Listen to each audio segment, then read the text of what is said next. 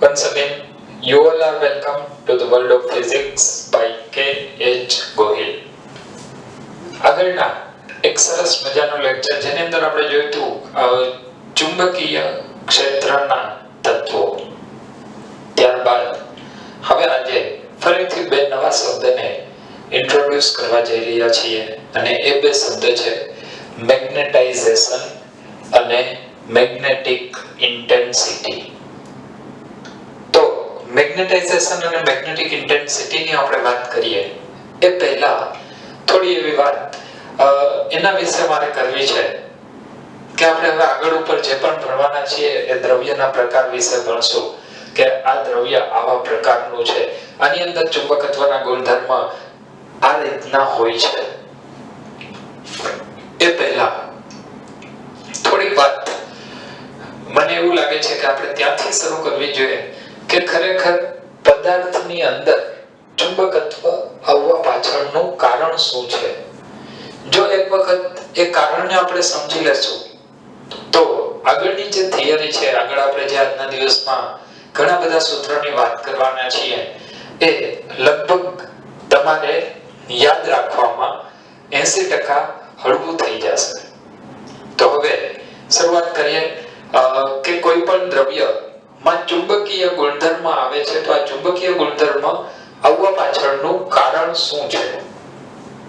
Okay, તો હવે આપણે વાત કરશું પદાર્થમાં ચુંબકત્વ ગુણધર્મ આવવાનું કારણ. કોઈ પણ દ્રવ્યમાં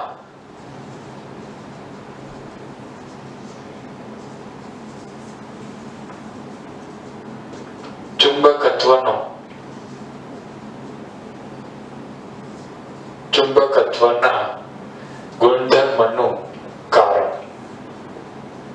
શા માટે કોઈ પણ દ્રવ્ય ચુંબકત્વ ધારણ કરે છે? જો આપણે આ પ્રશ્નનો જવાબ જોઈતો હોય તો આપણે એક ખૂબ જ બેઝિક વાતથી શરૂઆત કરીએ. આપણે આગળના ચેપ્ટર નંબર 4 ની અંદર એવું ભણી ગયા છીએ કે જો કોઈ પણ વિદ્યુત ભાર ગતિ કરે તો આવો ગતિમાન વિદ્યુત ભાર ચુંબકીય ક્ષેત્ર ઉત્પન્ન કરે છે. આ જ વાતને લઈ અને આપણે ફરીથી આજના લેક્ચરની એ જ જૂની વાતથી સરસ મજાની નવી રીતે શરૂઆત કરશું. તો સૌપ્રથમ કોઈ પણ દ્રવ્યમાં ચુંબકત્વ આવવા પાછળનું જો આપણે કારણ જાણવું હોય તો એ કારણની અંદર સૌથી પહેલી વાત આવશે કે કોઈ પણ દ્રવ્ય એ શેનું બનેલું છે? તો એનો જવાબ આવશે પરમાણુઓનું.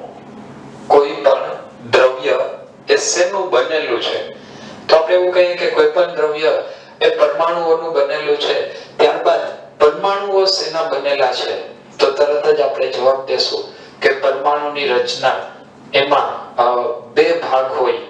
એક આવશે ન્યુક્લિયસ અને બીજું આવશે ઇલેક્ટ્રોન. આવું કંઈક આપણે આગળના ચેપ્ટર નંબર 1 ની અંદર ભણી ગયા છીએ કે પરમાણુ બે ભાગનો બનેલો છે, એક ભાગ ન્યુક્લિયસ અને એક ભાગ ઇલેક્ટ્રોન. ત્યારબાદ પછી ન્યુક્લિયસની વાત આવે તો ન્યુક્લિયસની અંદર બે કણો આવેલા હોય, પ્રોટોન અને ન્યુટ્રોન. આમાંથી અત્યારે આપણે જેની વાત કરવાની છે એ એક અગત્યનો ભાગ અને એ અગત્યનો ભાગ એટલે ઇલેક્ટ્રોન. તો આપણે હવે ઇલેક્ટ્રોનની વાત કરીએ તો કોઈ પણ દ્રવ્ય એ પરમાણુનું બનેલું છે. પરમાણુની અંદર ન્યુક્લિયસ અને ન્યુક્લિયસની આસપાસ ઇલેક્ટ્રોન ભ્રમણ કરતા હોય છે. જો ન્યુક્લિયસની આસપાસ ઇલેક્ટ્રોન ભ્રમણ કરતા હોય તો આ સ્થિતિને હજી થોડી વધારે ક્લિયર કરીએ. માની લઈએ કે અહીંયા એક ન્યુક્લિયસ છે.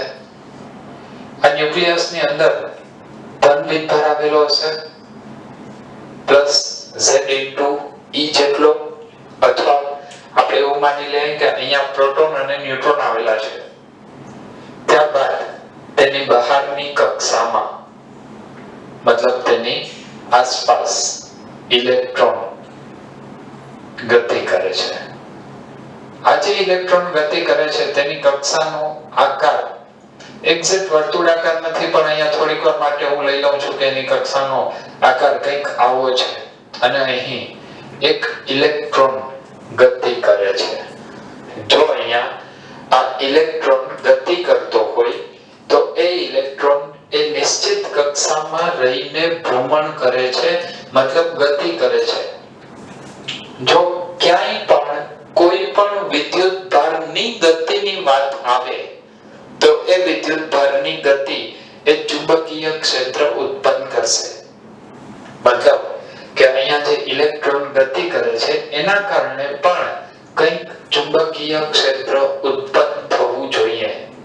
એ કેવી રીતે થાય તો એના માટે ફરીથી એક વાત આપણે આગળ જે ભણી ગયા છે એ યાદ કરાવી દઉં. માની લઈએ કે ઇલેક્ટ્રોન આ દિશામાં ભ્રમણ કરે છે, તો આ આપણે ઇલેક્ટ્રોનની ગતિની દિશા દર્શાવેલી છે. જો ઇલેક્ટ્રોન આ દિશામાં ભ્રમણ કરતો હોય તો આપણને ખબર છે વિદ્યુત પ્રવાહની દિશા કઈ તરફની હોય તો વિદ્યુત પ્રવાહની દિશા ઇલેક્ટ્રોનની દિશાથી હંમેશા વિરુદ્ધની હોય છે. મતલબ ઇલેક્ટ્રોનની ગતિની દિશા કરતા વિદ્યુત પ્રવાહની દિશા હંમેશા વિરુદ્ધ હોય. એટલે કે રૈવાજિક પ્રવાહ આ દિશામાં છે અને જો રૈવાજિક પ્રવાહ આ દિશામાં પસાર થતો હોય તો હવે આપણે એવું કહી શકીએ કે આ ઇલેક્ટ્રોન આ તરફ ગતિ કરે જેને પરિણામે કંઈક પ્રવાહનું નિર્માણ થાય છે. એ પ્રવાહનું નિર્માણ કઈ જગ્યાએ થાય? ઇલેક્ટ્રોનની કક્ષામાં. તો હવે આ વાતને આપણે વિદ્યુત પ્રવાહ ધારિત રિંગ સાથે કોઈક રીતે રિલેટ કરી શકીએ.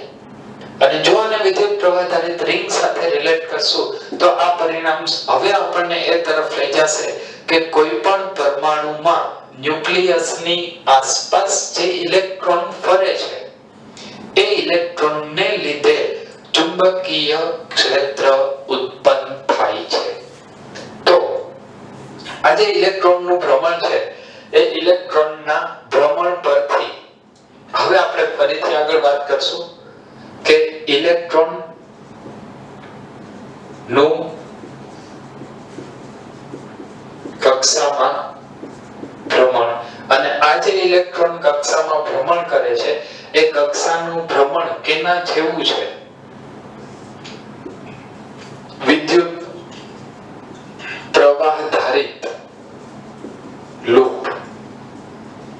અને એ વિદ્યુત પ્રવાહ ધારિત લૂપ જેવું જો કાર્ય કરે તો તે ચુંબકીય ક્ષેત્ર ઉત્પન્ન કરશે.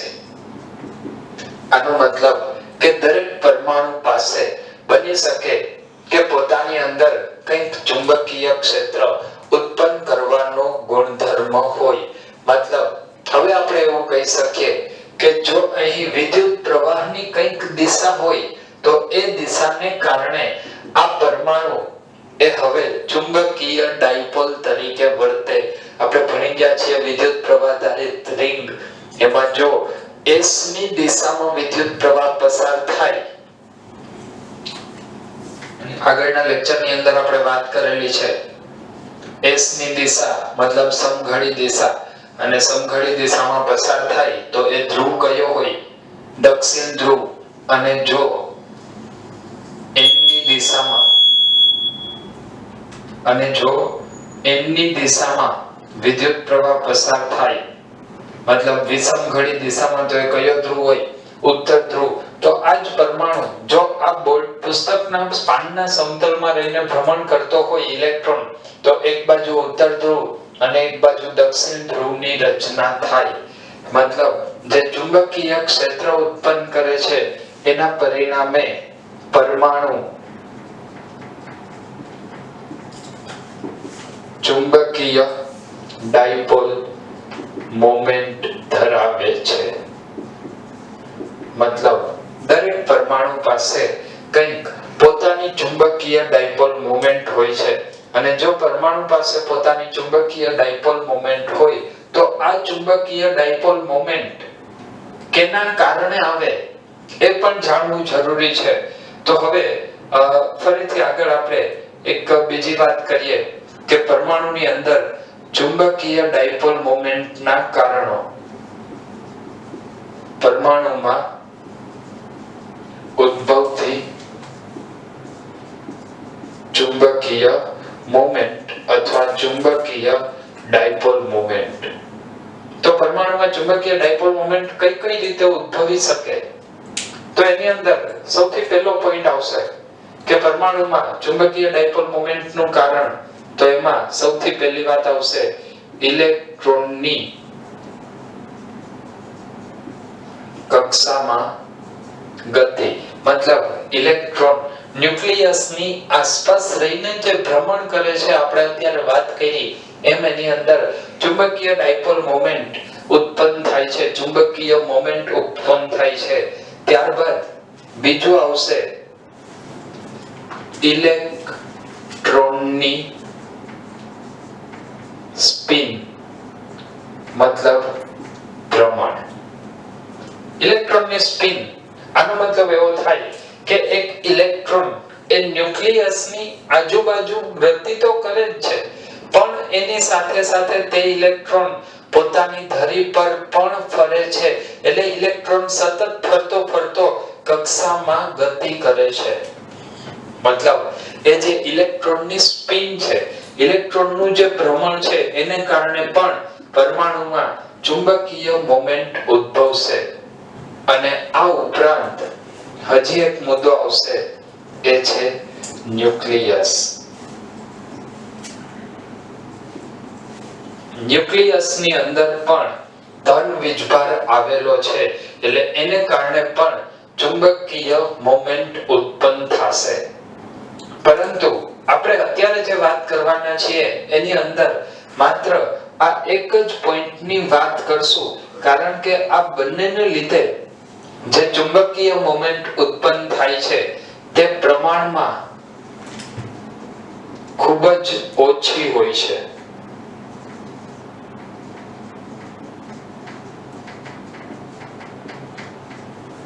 તો હવે આપણે આગળ ઉપર જે વાત કરવાના છીએ એ આવશે ઇલેક્ટ્રોનની કક્ષામાં ગતિને કારણે પરમાણુમાં ઉદ્ભવતી ચુંબકીય મોમેન્ટ.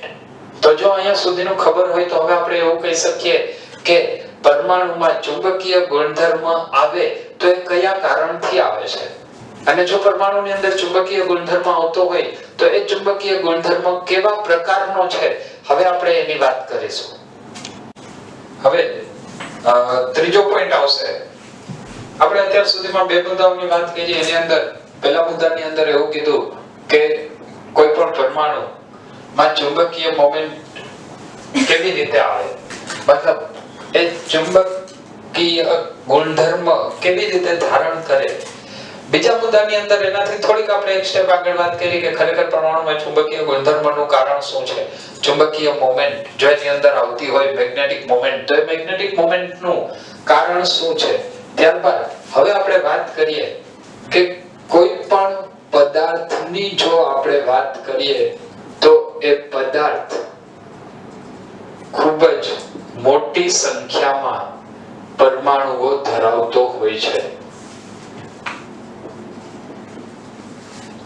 કોઈ પણ પદાર્થ એ ખૂબ જ મોટી સંખ્યામાં પરમાણુઓ ધરાવતો હોય છે, અને જો એ ખૂબ જ મોટી સંખ્યામાં પરમાણુઓ ધરાવતો હોય તો આનો અર્થ એવો થાય કે દરેક પદાર્થમાં ખૂબ જ મોટી સંખ્યામાં મેગ્નેટિક ડાયપોલ એટલે કે ચુંબકીય ડાયપોલ આવેલા હોય. જો પદાર્થની અંદર ખૂબ જ મોટી સંખ્યામાં ચુંબકીય ડાયપોલ આવેલા હોય તો હવે આ ચુંબકીય ડાયપોલને કારણે આપણે બે શક્યતાઓ વિચારવી પડે. પહેલી શક્યતા કે જેની અંદર પરિણામી મેગ્નેટિક મોમેન્ટ, પરિણામી ચુંબકીય મોમેન્ટ શૂન્ય થાય તો એ શૂન્ય ક્યારે થાય. અને બીજી શક્યતા પરિણામી મેગ્નેટિક મોમેન્ટ મતલબ ચોખ્ખી મેગ્નેટિક મોમેન્ટ શૂન્ય ન થાય તો એ ક્યારે ન થાય. તો હવે ચુંબકીય ડાયપોલની આપણે ચોખ્ખી ચુંબકીય મોમેન્ટ વિશે વાત કરશું. તો એના પછીનો મુદ્દો આવશે ચોખ્ખી ચુંબકીય મોમેન્ટ.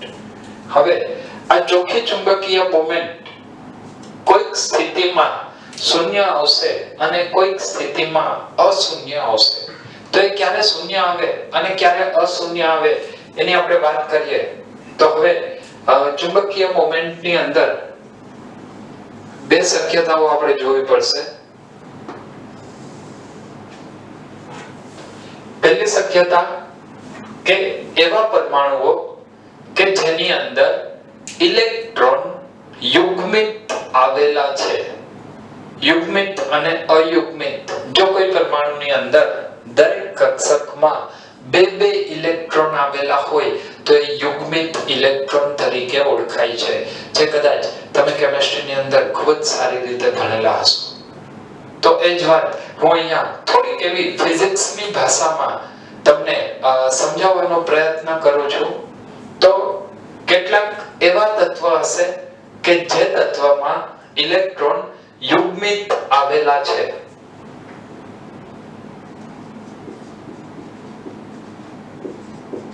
યુગ્મિત ઇલેક્ટ્રોન મતલબ જોડીમાં આવેલા હોય, એટલે એની સંખ્યા બેકી સંખ્યા હોય. અને જો આવી સ્થિતિનો આપણે વાત કરીએ તો આનું એક સરળ ઉદાહરણ લઉં. દાખલા તરીકે હિલિયમ પરમાણુની હું વાત કરું છું. હિલિયમ પરમાણુનો પરમાણુ ક્રમાંક 2 છે. પરમાણુ ક્રમાંક 2 એટલે એની અંદર જો આપણે ઇલેક્ટ્રોન સંરચનાની વાત કરીએ તો હિલિયમ પરમાણુમાં 1s માં 2 ઇલેક્ટ્રોન આવેલા હોય છે. 1s2 1s માં 2 ઇલેક્ટ્રોન. આ 2 ઇલેક્ટ્રોનની જો આપણે ગોઠવણ જોઈએ તો એ ગોઠવણની અંદર આપણને ખબર પડશે કે બંને ઇલેક્ટ્રોન પરસ્પર વિરુદ્ધની સ્પિન ધરાવે છે. પરસ્પર વિરુદ્ધની સ્પિન ધરાવે છે. આનો મતલબ કે એક ઇલેક્ટ્રોનની જે મેગ્નેટિક મોમેન્ટ છે એના જેટલી જ પરંતુ વિરુદ્ધની મોમેન્ટ બીજા ઇલેક્ટ્રોનની થાય. મતલબ બંને ઇલેક્ટ્રોન મળી અને ચોખ્ખી મેગ્નેટિક મોમેન્ટ કેટલી થાય? 0. તો આ શું દર્શાવે છે? આવા યુગ્મિત ઇલેક્ટ્રોન ધરાવતા પરમાણુઓ માટે ચોખ્ખી મેગ્નેટિક મોમેન્ટ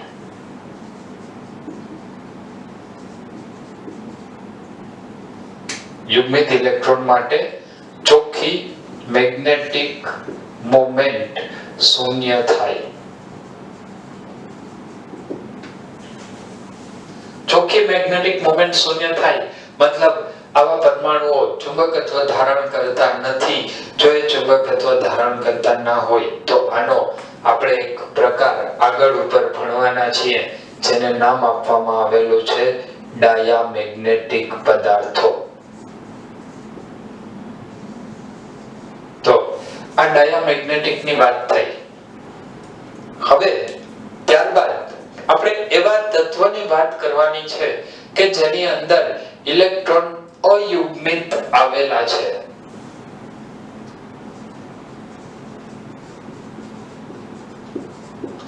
અયુગ્મિત ઇલેક્ટ્રોન મતલબ બધા જ ઇલેક્ટ્રોન જોડીમાં આવેલા નથી. જો બધા જ ઇલેક્ટ્રોન જોડીમાં આવેલા ન હોય તો તેની અંદર ચોખ્ખી મેગ્નેટિક મોમેન્ટ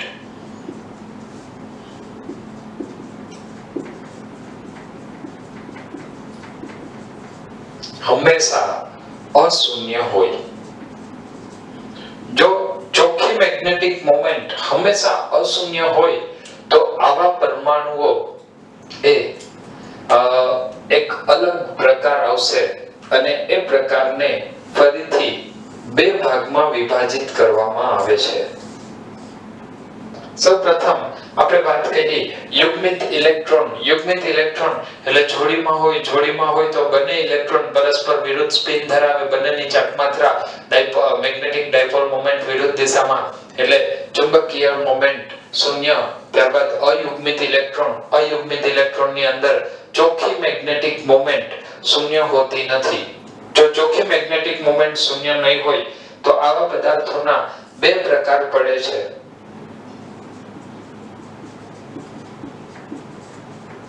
એક આવશે પેરામેગ્નેટિક અને એક આવશે ફેરોમેગ્નેટિક.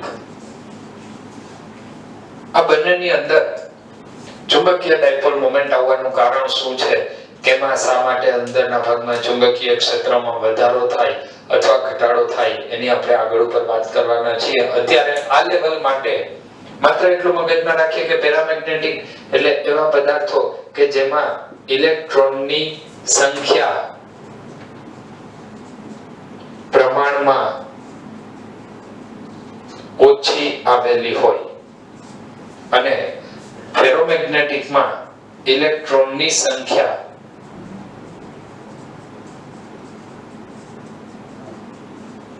પ્રમાણમાં વધારે આવેલી હોય. તો આ આપણે વાત કરી પરમાણુના ચુંબકત્વ ધારણ કરે તો એ ચુંબકત્વ ધારણ કરે મતલબ એની અંદર મેગ્નેટિક મોમેન્ટ આવે તો પદાર્થમાં મેગ્નેટિક મોમેન્ટ કઈ રીતની હોય તો એની બે શક્યતાઓ છે. એક એની અંદર કુલ મેગ્નેટિક મોમેન્ટ શૂન્ય થાય અને બીજું એ મેગ્નેટિક મોમેન્ટ અશૂન્ય હોય. મતલબ આગળ ઉપર આપણે ત્રણ પ્રકાર વિશે વાત કરવાના છીએ પરંતુ એની પહેલા હવે આપણે ફરીથી વાત કરશું કે જો એમાં મેગ્નેટિક મોમેન્ટ આવે તો કેવા પરિણામો મળશે. આપણે જે આગળ વાત કરી કે દ્રવ્યના કુલ ત્રણ પ્રકારમાં વિભાજિત કરવામાં આવે છે એની અંદર કેટલાક પરમાણુ એવા છે કે જેની ચુંબકીય મોમેન્ટ શૂન્ય જોવા મળે છે અને કેટલાક પરમાણુઓ એવા છે જેની ચુંબકીય મોમેન્ટ શૂન્ય નથી. જો આપણે એક ખૂબ જ સામાન્ય સ્થિતિની વાત કરીએ તો એક ખૂબ જ રસપ્રદ એવું ખૂબ જ ઇન્ટરેસ્ટિંગ પરિણામ આપણને મળશે. હવે પરિણામ તરફ આગળ વધીએ છીએ તો આપણે ફરીથી એક આગળનો મુદ્દો જોઈએ. દાખલા તરીકે હું એવી વાત કરું છું કે કોઈ એક પદાર્થનો જથ્થો, પદાર્થ મતલબ દ્રવ્યનો જથ્થો લીધો છે આપણે. આ દ્રવ્યના જથ્થાની જો વાત કરીએ તો એની અંદર ખૂબ જ મોટી સંખ્યામાં પરમાણુઓ આવેલા હશે.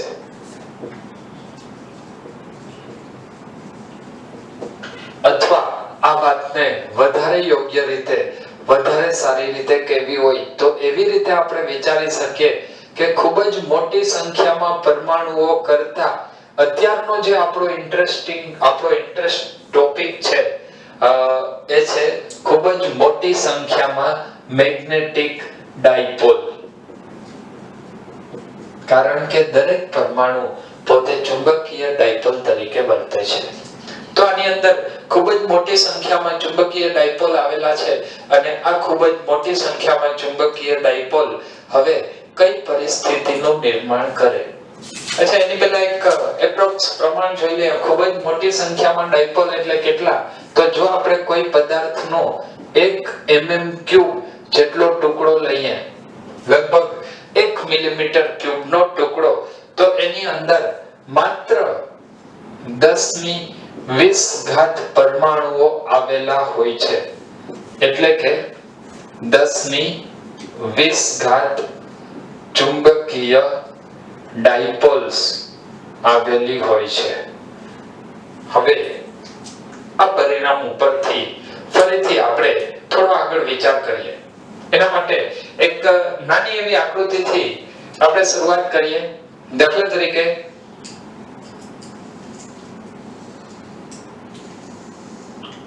આ કોઈ એક પદાર્થનો ટુકડો છે જેની અંદર ખૂબ જ મોટી સંખ્યામાં મેગ્નેટિક ડાયપોલ્સ આવેલી છે.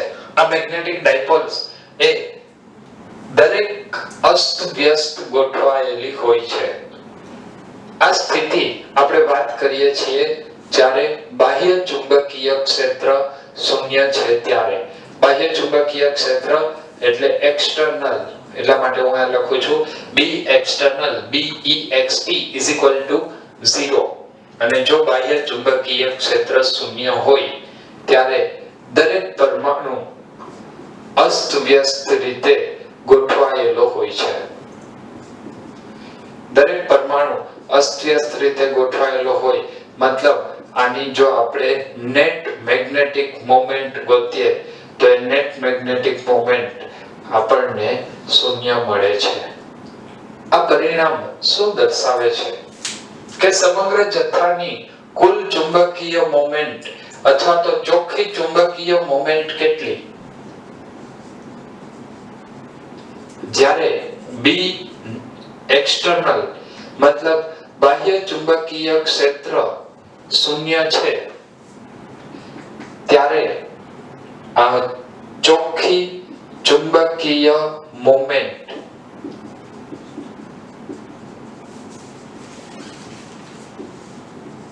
શૂન્ય થશે. ચોખ્ખી ચુંબકીય મોમેન્ટ શૂન્ય થશે. શા માટે? તો કે એની પાછળનું કારણ આપણે એવું દર્શાવી શકીએ કારણ કે દરેક મેગ્નેટિક ડાયપોલ, દરેક ચુંબકીય ડાયપોલ એ કેવી રીતે ગોઠવાયેલી હોય? અસ્તવ્યસ્ત ગોઠવાયેલી હોય છે. જો દરેક ડાયપોલ અસ્તવ્યસ્ત હોય તો એની ચોખ્ખી ચુંબકીય મોમેન્ટ શૂન્ય થાય. આ ચોખ્ખી ચુંબકીય મોમેન્ટ શૂન્ય થાય આનો અર્થ કે આ પરમાણુ અત્યારે કોઈ પણ પ્રકારનું ચુંબકીય મોમેન્ટ ધરાવતો નથી. પરંતુ જો આને બાહ્ય વિદ્યુત ક્ષેત્ર લાગુ પાડવામાં આવે, હવે ફરીથી આ જ આકૃતિનો આપણે વિચાર કરીએ. અત્યારે જે B એક્સટર્નલ 0 હતું એમાં કંઈક B એક્સટર્નલ માની લઈએ કે B જેટલું ચુંબકીય ક્ષેત્ર લાગુ પાડેલું છે. તો હવે આ ચુંબકીય ક્ષેત્રને કારણે એની અંદર જે મેગ્નેટિક મોમેન્ટ કે જે પેલા અસ્તવ્યસ્ત ગોઠવાયેલી હતી મેગ્નેટિક ડાયપોલ, ચુંબકીય ડાયપોલ, એ ચુંબકીય ડાયપોલ હવે ક્ષેત્રની દિશામાં ગોઠવવાનો પ્રયત્ન કરશે. આ ચુંબકીય ડાયપોલ ક્ષેત્રની દિશામાં ગોઠવવાનો પ્રયત્ન કરશે. પરંતુ આપણે જેમ જાણીએ છીએ કે દરેક પરમાણુને તેના ઓરડાના તાપમાને કે સામાન્ય તાપમાને 3/2 કેવીટી જેટલી ઊર્જા રહેલી હોય છે. જે ઊર્જાને કારણે કેટલાક પરમાણુઓ ક્ષેત્રની વિરુદ્ધ દિશામાં પણ ગોઠવાયેલા હશે. પરંતુ આવા પરમાણુઓની આવી ડાયપોલની સંખ્યા ખૂબ જ ઓછી હશે. આનો મતલબ કે જ્યારે બાહ્ય ચુંબકીય ક્ષેત્ર લાગુ પાડવામાં આવે છે ત્યારે જ્યારે B external is equal to B હોય ત્યારે શું થાય? તો જો બાહ્ય ચુંબકીય ક્ષેત્રમાં મેગ્નેટિક મોમેન્ટ હોય મતલબ બાહ્ય વિદ્યુત ક્ષેત્રમાં જો વિદ્યુત ડાયપોલ હોય તો શું થાય? તેના ઉપર ટોર્ક લાગે ને એ ટોર્કને કારણે વિદ્યુત ડાયપોલ ક્ષેત્ર રેખાને સમાંતર ગોઠવવાનો પ્રયત્ન કરે. એવી જ રીતે અહીંયા B external B હોય ત્યારે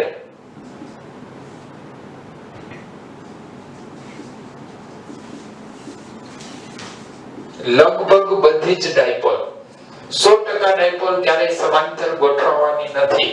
એટલે લગભગ બધી જ ડાયપોલ ક્ષેત્રને સમાંતર ગોઠવવાનો પ્રયત્ન કરશે.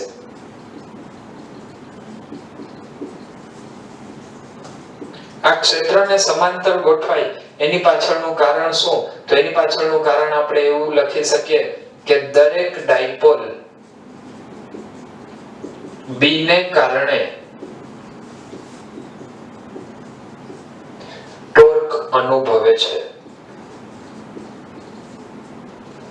દરેક ડાયપોલ ચુંબકીય ક્ષેત્રને કારણે ટોર્ક અનુભવે છે. જો આપણે વિદ્યુત ક્ષેત્રની વાત કરીએ તો ત્યાં આપણે સૂત્ર લખ્યું છે ટોર્ક P × E.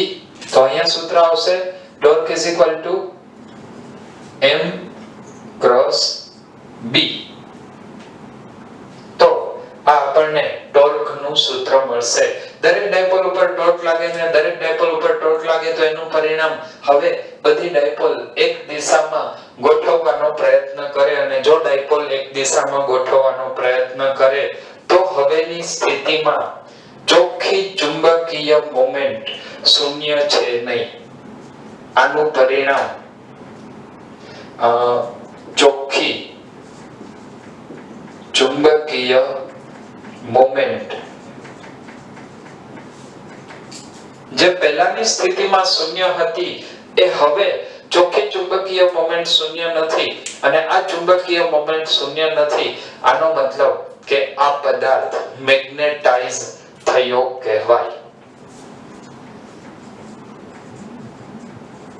પદાર્થ મેગ્નેટાઇઝ્ડ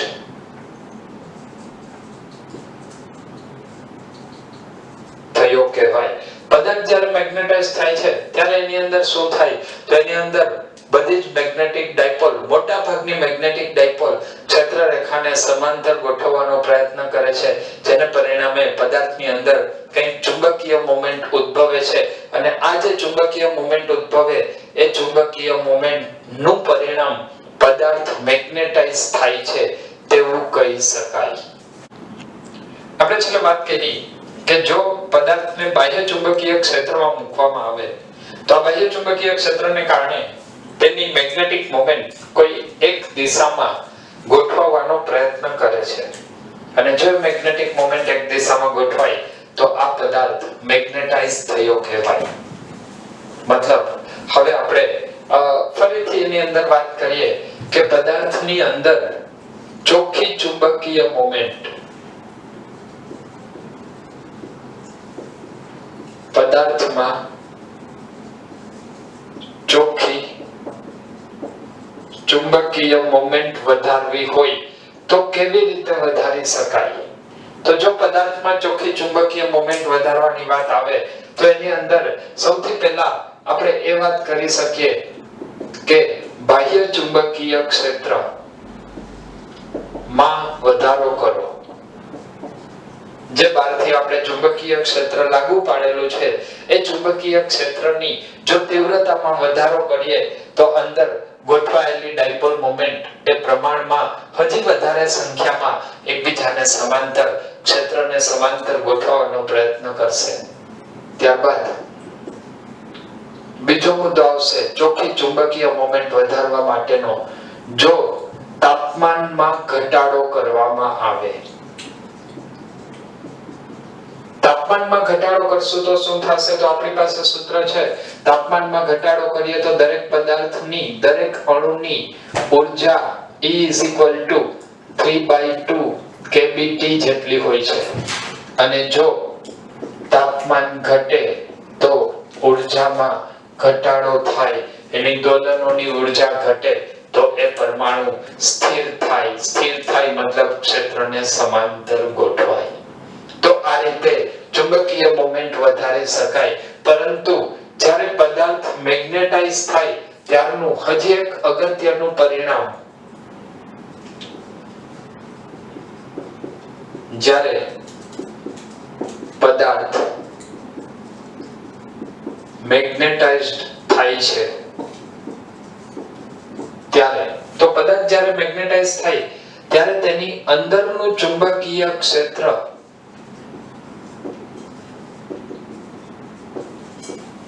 કેટલું હોય?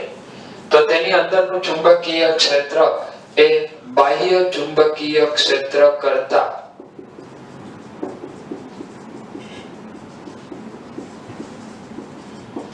વધારે હોય છે. આ બાહ્ય ચુંબકીય ક્ષેત્ર કરતા વધારે હોય છે એની પાછળનું કારણ શું? જો એ કારણ આપણે સમજાવવું હોય તો આપણે એવું કહી શકીએ કે અહીં અંદરનું ચુંબકીય ક્ષેત્ર એ કેને કારણે આવ્યું? તો અંદરના ભાગમાં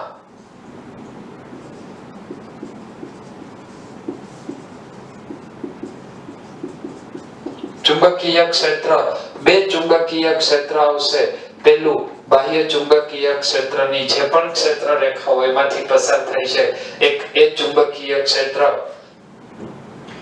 અને બીજું આવશે ચોખ્ખું ચુંબકીય ચુંબકીય ડાયપોલ મોમેન્ટને કારણે એક વધારાનું ચુંબકીય ક્ષેત્ર ઉત્પન્ન થશે, જે પણ અંદરનું ચુંબકીય ક્ષેત્ર વધારે છે. મતલબ મેગ્નેટાઇઝ પદાર્થની અંદરના ભાગમાં ચુંબકીય ક્ષેત્ર હંમેશા બાહ્ય ચુંબકીય ક્ષેત્ર કરતા વધારે હોય છે.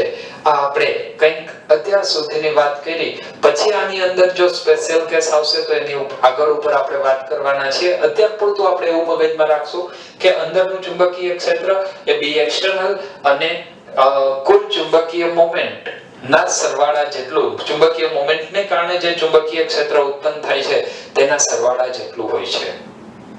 આ પરિણામ ઉપરથી આપણે હવે એક શબ્દ વ્યાખ્યાયિત કરવાનો છે અને એ શબ્દ છે મેગ્નેટાઇઝેશન.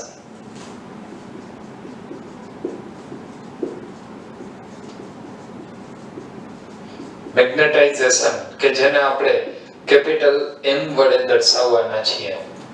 આ મેગ્નેટાઇઝેશનને જો વ્યાખ્યાયિત કરવું હોય તો કેવી રીતે વ્યાખ્યાયિત કરી શકાય? તો મેગ્નેટાઇઝેશન માટે જો આપણે વાત કરવી હોય તો લખાય M M/V. M મતલબ ચુંબકીય મોમેન્ટ. માત્ર ચુંબકીય મોમેન્ટ નહીં, કઈ ચુંબકીય મોમેન્ટ આવશે? નેટ ચુંબકીય મોમેન્ટ, એટલે ચોખ્ખી ચુંબકીય મોમેન્ટ. તો આના ઉપરથી જો એને વ્યાખ્યાયિત કરવું હોય તો મેગ્નેટાઇઝેશન એટલે શું? તો લખાય એકમ કદ દીઠ ચોખ્ખી ચુંબકીય મોમેન્ટ એટલે મેગ્નેટાઇઝેશન. તો M capital M magnetization M net divided by V. અને આ રાશિ એ સદિશ રાશિ છે તો એની દિશા કઈ દિશામાં હોય? ચુંબકીય મોમેન્ટની દિશામાં મેગ્નેટાઇઝેશનની દિશા હોય.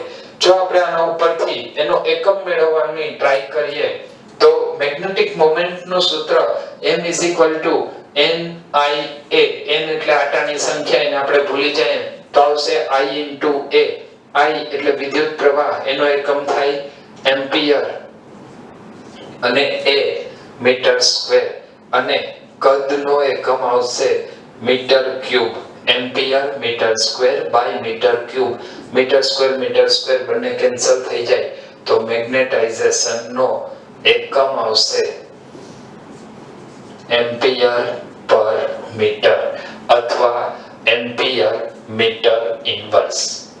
તો અત્યાર સુધીમાં આપણે જે બે શબ્દની વાત કરવાની હતી એમાંનો એક શબ્દ એટલે મેગ્નેટાઇઝેશન, અને મેગ્નેટાઇઝેશનની વ્યાખ્યા આવશે એકમ કદ દીઠ ચોખ્ખી ચુંબકીય મોમેન્ટ અને એનો એકમ આવશે એમ્પિયર પર મીટર. મેગ્નેટાઇઝેશન બાદ એક સરસ મજાના ક્વેશ્ચનની આપણે વાત કરીએ તો એક ગજ્યા ચુંબક માટે પોલારિટી QM, તેની લંબાઈ 2L અને આડછેદનું ક્ષેત્રફળ કેપિટલ A હોય તો મેગ્નેટાઇઝેશન શોધો. મેગ્નેટાઇઝેશન શોધવા માટે સૌપ્રથમ મેગ્નેટાઇઝેશનનું સૂત્ર આપણે યાદ કરવું પડશે. મેગ્નેટાઇઝેશનનું સૂત્ર આવશે M net divided by V. જો એને માત્ર મૂલ્યના સ્વરૂપમાં લખીએ તો કેપિટલ M એટલે magnetisation M net divided by V. જો M net divided by V હોય તો M મતલબ ચુંબકીય મોમેન્ટ. વિદ્યુત ડાયપોલ મોમેન્ટનું આપણી પાસે સૂત્ર છે 2AQ. તો અહીંયા સૂત્ર આવશે 2L into QM અને ડિવાઇડ બાય તેનું કદ એટલે V.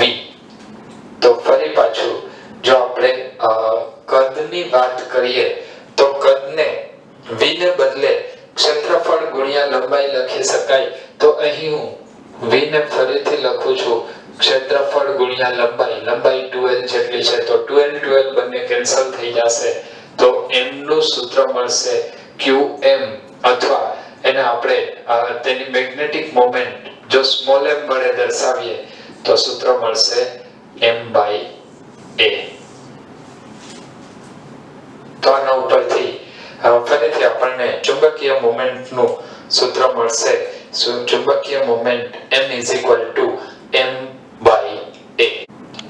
મેગ્નેટાઇઝેશન બાદ હવે બીજો એ શબ્દ આપણે આજના લેક્ચરમાં જે ભણવાનો છે એની વાત કરીએ એ છે મેગ્નેટિક તીવ્રતા.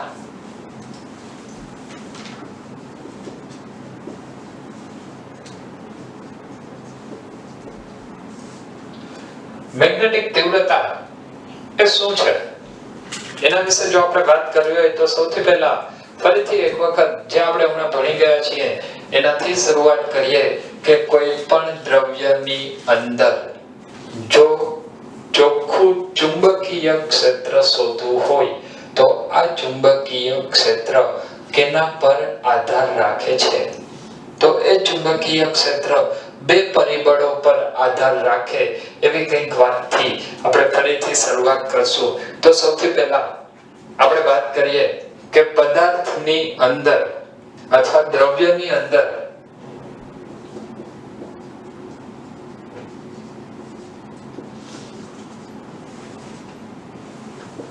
ચોખ્ખું ચુંબકીય ક્ષેત્ર મતલબ B net. તો ચોખ્ખું ચુંબકીય ક્ષેત્ર કેના ઉપર આધાર રાખશે? તો એના માટે આપણે કહેશું કે એમાં બે પરિબળો આવશે. આ બે પરિબળો કયા કયા? તેની અંદર સૌથી પહેલું પરિબળ આવશે કે એના આંતરિક પરિબળ.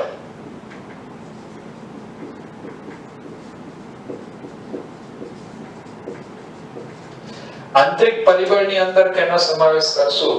તો જેમ પદાર્થ મેગ્નેટાઇઝ થાય છે એનો મતલબ એની અંદર ચુંબકીય ક્ષેત્ર રેખાઓ જે પસાર થઈ એ ક્ષેત્ર રેખાઓને કારણે જે એની ડાયપોલ એક દિશામાં ગોઠવાય છે એ ડાયપોલને કારણે એની અંદર કોઈ પ્રકારનું વધારાનું ચુંબકીય ક્ષેત્ર ઉત્પન્ન થાય છે.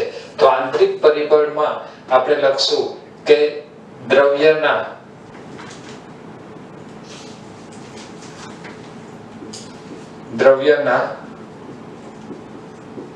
પરમાણુઓની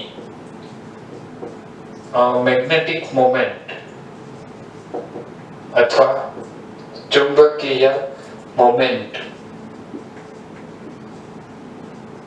એક દિશામાં લગભગ એક દિશામાં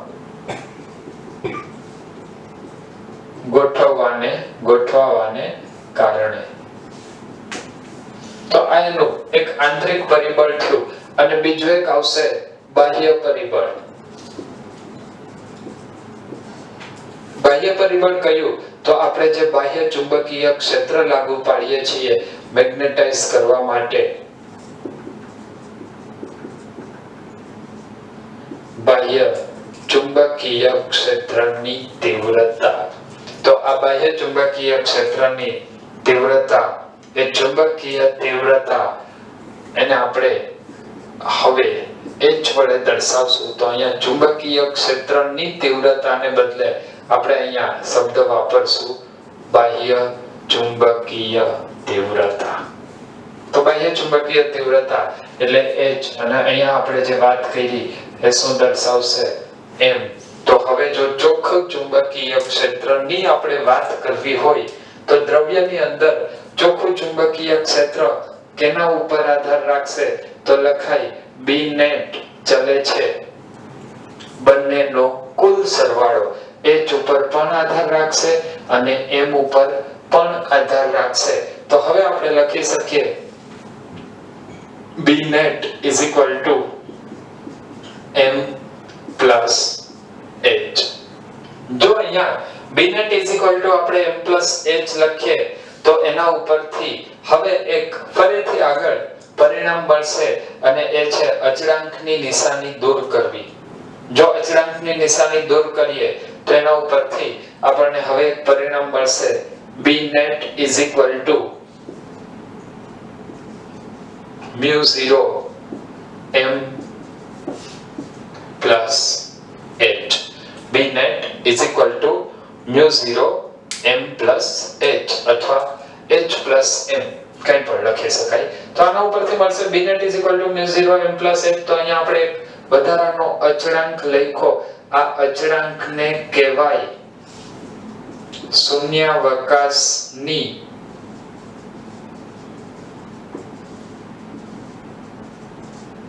permeability. આ અચળાંક mu0 એટલે શૂન્યાવકાશની permeability. તો આ શૂન્યાવકાશની permeability નો આપણને એક અચળાંક મળ્યો. આના ઉપરથી જો આપણે h નું સૂત્ર મેળવવું હોય, ચુંબકીય તીવ્રતાનું, મેગ્નેટિક તીવ્રતા, તો એના ઉપરથી h નું સૂત્ર આપણે મેળવી શકીએ. તો b net by mu0 is equal to m plus h અથવા h plus m. તો h is equal to b net by mu0 minus m. આ આપણને સૂત્ર મળશે મેગ્નેટિક તીવ્રતા, ચુંબકીય તીવ્રતા h is equal to b net by mu0 minus m. હવે જો આપણે આગળ ઉપર વાત કરીએ તો બાહ્ય ચુંબકીય ક્ષેત્ર એ બે પરિબળો ઉપર આધાર રાખે છે, એક m અને એક h. તો આ m અને h પર હજી એક વધારાની વાત આપણે વિચારીએ. જેમ જેમ બાહ્ય ચુંબકીય તીવ્રતા વધારો થાય એમ ફરીથી અંદર ડાયપોલ મોમેન્ટની ગોઠવણમાં પણ એક રેખસ્થ થવામાં વધારો થશે. આનો મતલબ કે જો આપણે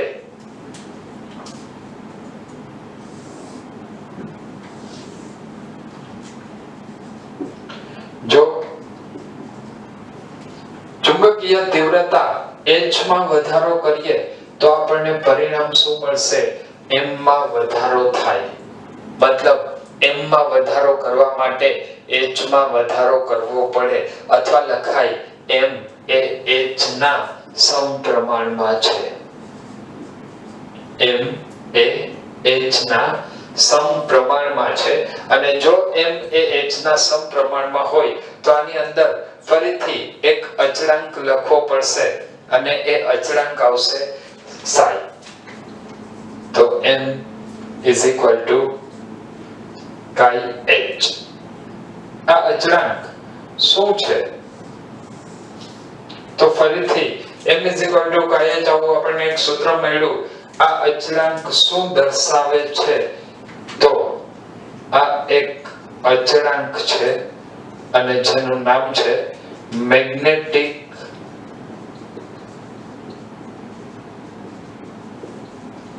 સસેપ્ટિબિલિટી. અચળાંક chi એ મેગ્નેટિક સસેપ્ટિબિલિટી દર્શાવે છે.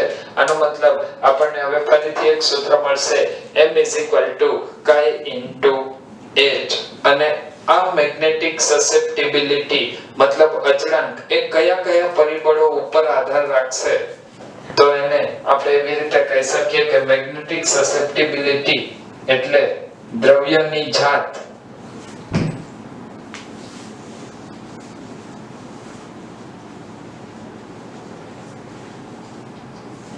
અને તાપમાન પર આધારિત અચળાંક. અહીંયાથી આપણને છેલ્લું જે પરિણામ મળ્યું એ પરિણામની અંદર એક પરિણામ આપણે લખ્યું b net is equal to mu0 into bracket m plus h. અને ફરીથી એક સૂત્ર મળ્યું m is equal to chi into h. જો આ બંને પરિણામને આપણે ભેગા કરશું તો ફરીથી આપણને એક નવું પરિણામ મળશે. હવે નવા પરિણામ તરફ આપણે આગળ વધીએ. આપણે છેલ્લે જે સૂત્ર મળ્યું એ સૂત્રને હજી થોડું વધારે આગળ વધારીએ. આપણે છેલ્લે સૂત્ર મળ્યું હતું b is equal to mu0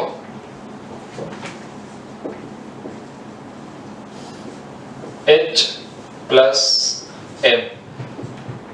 b is equal to mu0 h plus m. અથવા આપણે લખ્યું હતું b net ને હવે માત્ર b વડે લખો છો તો આપણને સૂત્ર મળશે b is equal to mu0 into h plus m. પરંતુ m is equal to chi into h હોવાથી જો m is equal to chi into h હોય તો હવે આપણને ફરીથી આ સમીકરણ મળશે b is equal to mu 0 h plus chi h અથવા આ સૂત્રને આવી રીતે લખી શકાય b is equal to mu 0 into 1 plus chi into h જો આ સમીકરણની અંદર આ ચુંબકીય ક્ષેત્ર મેગ્નેટિક તીવ્રતા અને આ અચળાંકની આપણે વાત કરીએ તો અહીંયા માધ્યમનું ચુંબકીય ક્ષેત્ર છે એનો મતલબ કે આપણે અહીં એવું પણ લખી શકીએ કે b is equal to mu into h જો b is equal to mu into h લખીએ તો ફરીથી આપણે mu ની વાત કરવી પડશે તો mu એટલે શું થાય તો mu is equal to mu 0 into 1 plus chi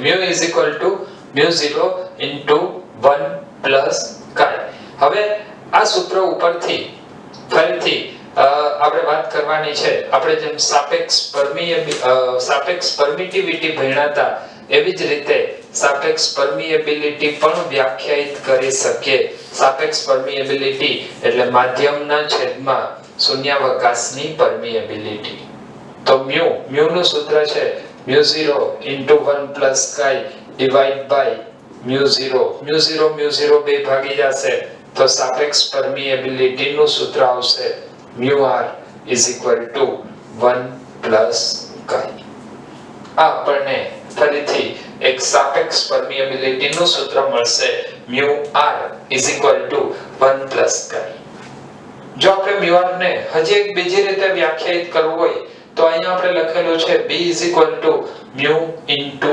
h પરંતુ જો આ સૂત્ર ઉપરથી હું ફરીથી એક બીજી વાત લખું છું કે જો માધ્યમ ન હોય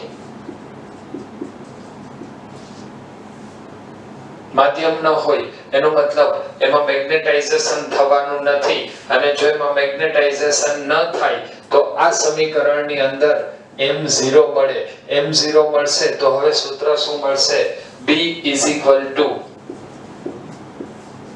mu 0 into h plus 0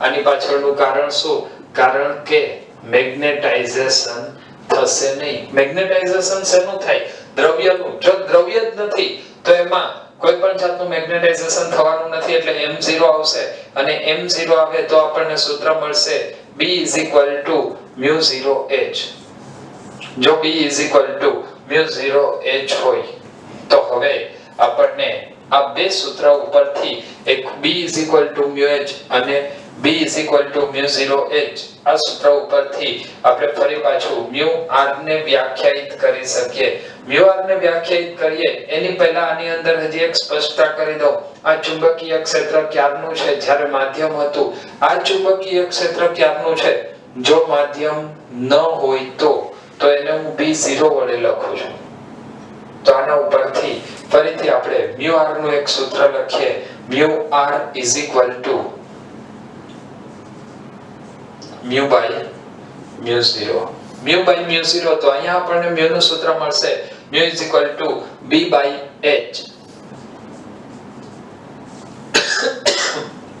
divide by mu 0 is equal to b0 by h ફરીથી h બે કેન્સલ થઈ જશે તો આપણને સૂત્ર મળશે mu r સાપેક્ષ permittivity is equal to b by b0 તો સાપેક્ષ પરમિટિવિટીના આપણને બે સૂત્ર મળશે એક mu r is equal to 1 plus chi અને બીજું સૂત્ર આવશે mu r is equal to b divided by b0 તો અહીં આપણને નવા ફરીથી ત્રણ સૂત્ર મળ્યા છે એક b is equal to mu into h અથવા આપણે કહેશું b0 is equal to mu 0 into h આ સૂત્ર ક્યારે આવશે જ્યારે માધ્યમ નથી મતલબ શૂન્યાવકાશમાં કરેલો હોય ત્યારે mu r is equal to 1 plus chi અને એક સૂત્ર આવશે mu r is equal to b by b0.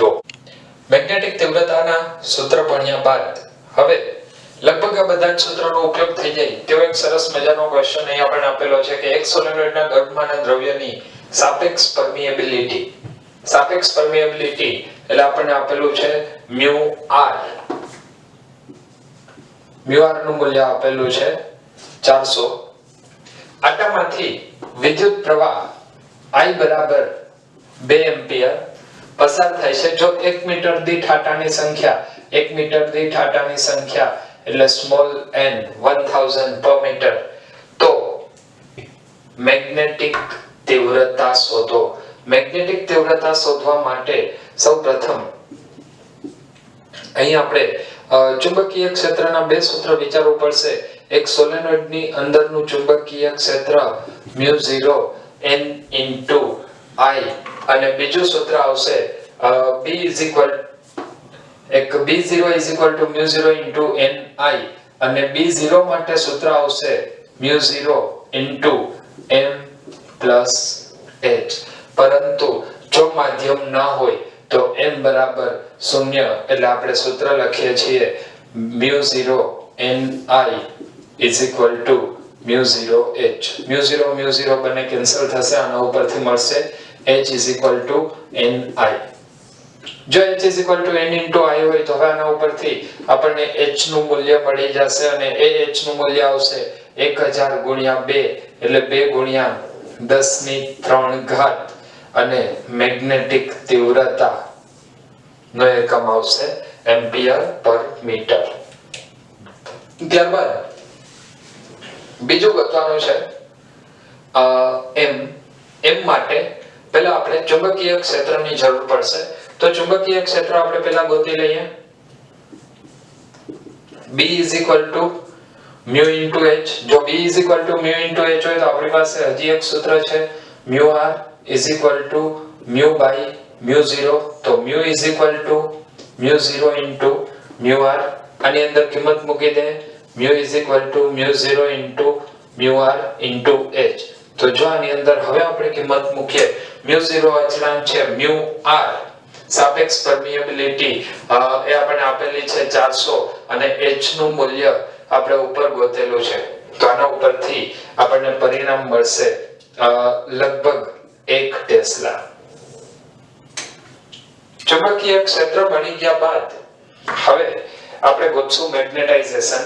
તો મેગ્નેટાઇઝેશન માટે હવે સૂત્ર આવશે ચુંબકીય ક્ષેત્રનું સૂત્ર B = μ0 * m + h. m ગોતવાનું છે તો આપણે લખશું m + h = b / μ0. તો m =